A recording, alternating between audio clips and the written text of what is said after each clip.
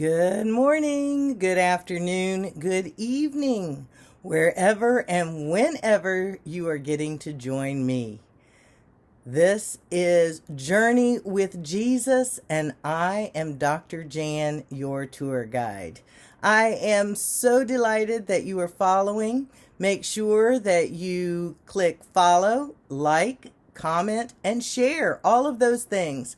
God is so good, and we need to share the light that He is bringing into our life. And yesterday, I talked about having your tank always filled up, because there are times that we can't always spend the quiet time that we would like. And I am so thankful that I was able to get some extra time yesterday evening and my what I would consider my normal quiet time this morning. And I am so thankful. And no, not every time that you are spending time with the Lord are you going to be bubbly and jumpy and, ooh, look what He laid upon my heart. But the greatest thing is that we have peace. And I told you a couple of episodes ago that the theme for this year, I didn't plan it, but is peace. Peace with God. Now, this goes back to some of my religious knowledge training and Sunday school teaching. We need to have peace with God, peace with ourselves, and peace with the world around us.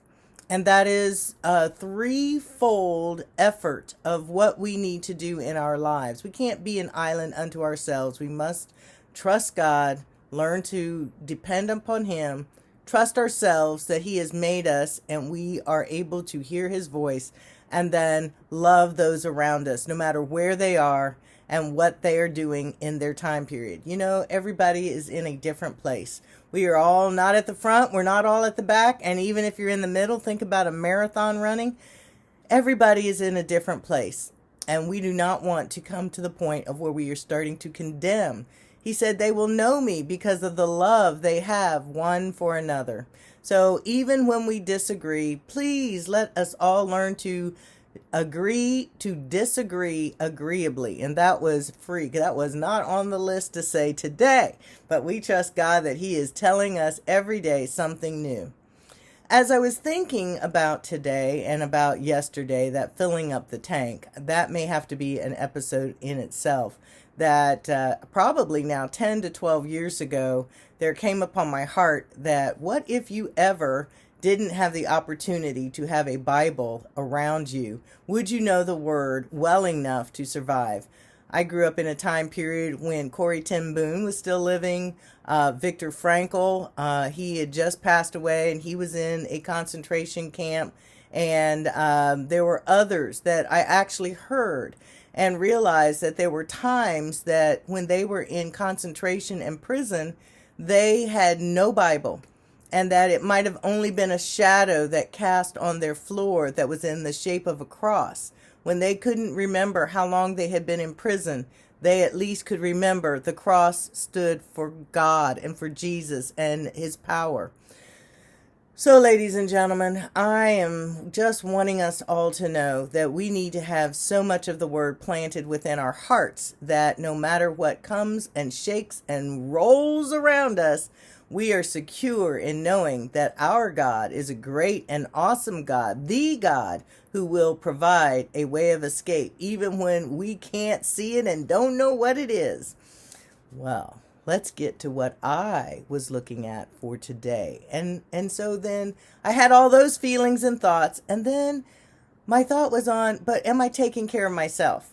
And making sure that, again, we're not condemning others because they're not where we are. And I don't condemn myself because I might not be where they are. So in my Courage to Change book, one of the days that I read just recently, I thought today is great for me to read, for us to share in our journey. I've shared with you that I have several different devotionals that I read every day. And then I was listening this morning to some real quiet, inspirational music. And we've got to fill our tank. Whatever your tank is, then fill it. Make sure you don't go empty. You want to be bubbling all the time. So the reading from Courage to Change.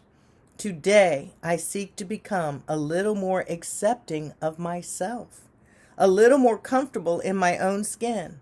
Although it is important to recognize and admit my limitations and flaws, only God can remove them. Condemning my imperfections has never enhanced my appreciation of life or helped me to love myself more. Perhaps I can let go of all condemnation for this one day. Condemnation of self, condemnation of others, one day. Because all we can do is one day. I will recognize that I am on a spiritual path of self-improvement. Every tiny step I take on that path moves me closer to wholeness, health, and serenity. Remember, journey with Jesus, it starts with the first step. Yay! And we're going to take a step every day. If I become impatient with myself, I can examine my expectations. Do you know my belief, and I've heard this and I'm repeating it, expectations are premeditated resentments. We think we know what it's going to look like. We think we know how it's going to come out. And when it doesn't, we are angry, disgusted, and bitter. But if we can then go back and really look, God gives us more of what we need than what we want. So rest assured, we need to sometimes trust God. Just trust God. Don't tell him how you want your prayers answered. I want my family member saved. Great. That's a great prayer. And that is telling him, declaring. But don't tell him how. Well, I want them to come to church and I want them to bow down at the altar. Oh my goodness. We get too micromanaging of God, and God is the master of the universe. Remember, he knows better than we do. If I become impatient with myself or others, I can examine my expectations.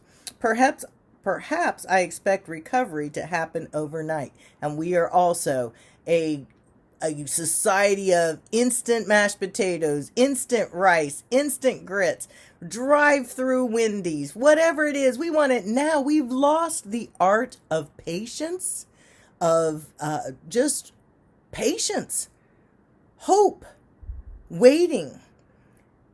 I will take time today to acknowledge my efforts and to trust the process. I will remember to be gentle with myself, trusting that the healing will come. Today, I can accept myself for what I am because I know that whatever happens, I have God who will love me anyway. And one last statement for today. Do you realize no matter what you do, more or less or better, he loves you now. He loves you now as much as he loved you before you were born. And I think that's a concept. Well, I got to do this and he won't love me if I don't clean up. And oh my goodness, I've come to a learning and an understanding. He loves you no less today than he loved you before you were born. He loves you no less because it was that love that sent Jesus to the cross to rescue you, to bring you back in right relationship. We really need to learn to be and become, not do. God loves us of who we are, not because of what we do. Think on that thought. I'll see you tomorrow. Journey with Jesus, Dr. Jan, helping us walk through this journey one day at a time, and make sure that that light inside of you, you keep making it shine, because you may be the only Jesus others may see. Again, please like, follow, share, and comment. Have a great day, and I love you all. Bye.